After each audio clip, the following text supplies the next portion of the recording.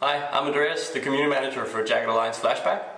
I'll be introducing the second dev diary, and to start off I thought it was a good idea to show off our offices, which are actually our temporary offices, as we'll be moving into new offices next week. So here we go.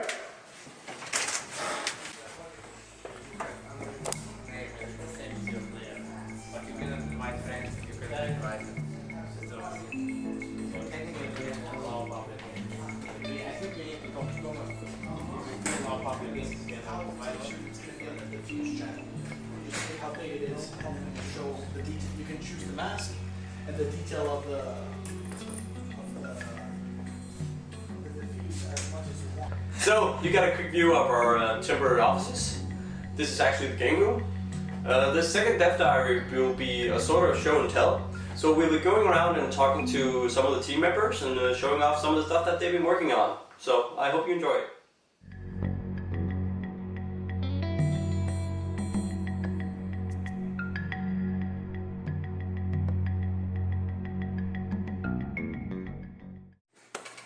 Hey, I'm Adrian. I'm a technical artist at Full Control, and I want to talk a bit about my work.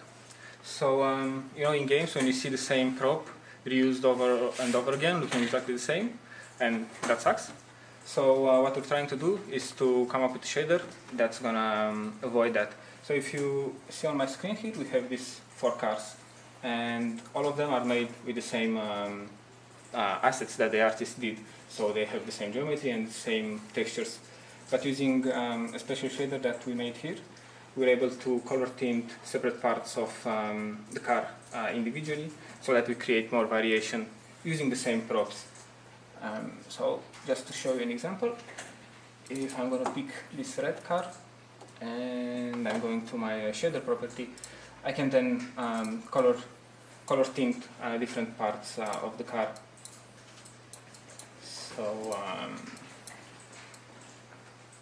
this will create more variation in our game without increasing the memory size or the disk size of the game, which is concerned.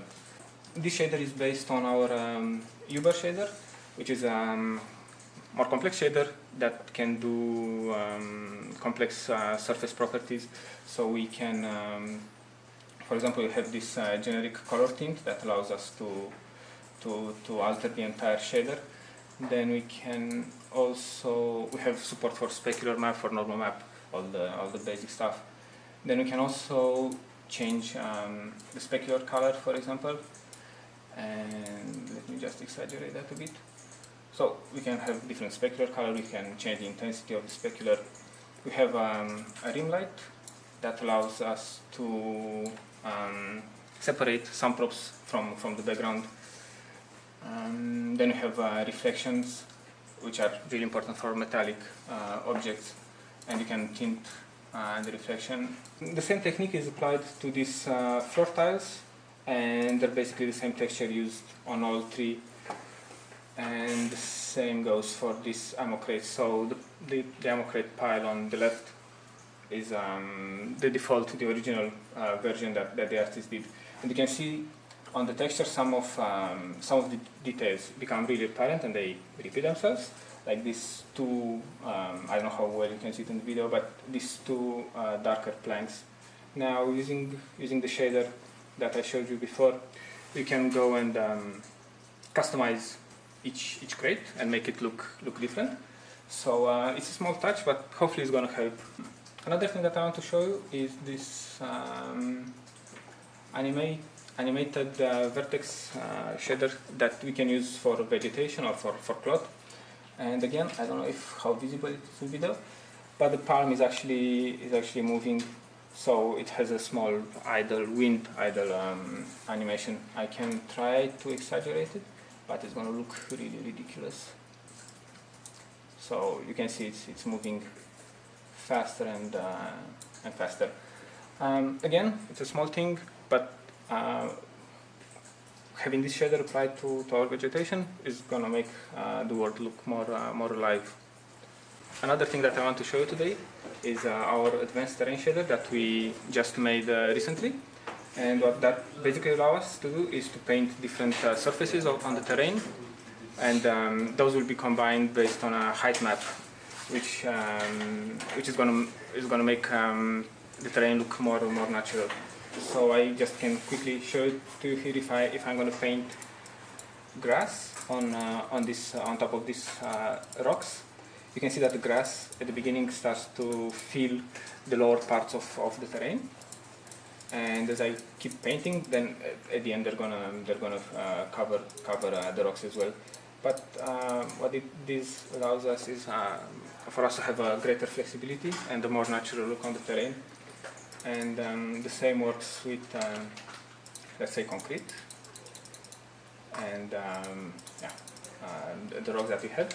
And just to show you how it looked before, when we were using the default Unity shader, it's something like this. So you can see the blending between the grass and the rocks and the asphalt, the concrete, is very soft, and it's not natural at all. So switching back to our solution, hopefully it's gonna make our game look a lot better. So that was it for me. Thanks for watching. Hi, my name is Javier O'Neill, and I'm lead artist on Jagged Alliance Flashback. The reason I'm here today is to show you the workbench scene that we have created within Unity, where we keep all of the assets that we create in our game.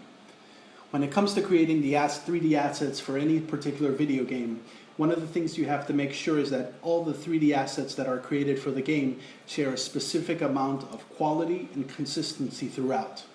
So that's the reason we have the workbench scene within the editor.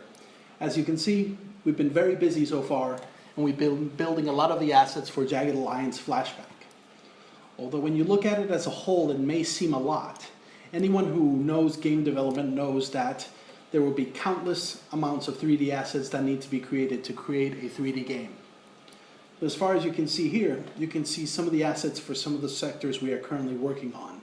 The first sector we've created has been a gas station located along the beaches of the island of San Hermanos. And the next sector we're going to be building that is going to be a prison level.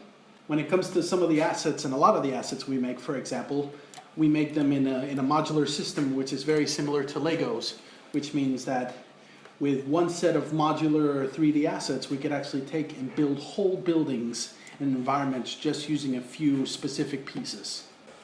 Thank you very much, and thank you for your support on Jagged Alliance Flashback. Hi guys, I'm Roman. I'm the producer on Jagged Alliance Flashback, and I'm going to show you our first pre-alpha version that we're working right now with some of the features. What I'm going to show you is camera controls, merc movement, minimap, and tell a bit about the alpha and what's going to come in the near future. Let's first cover the basic camera controls.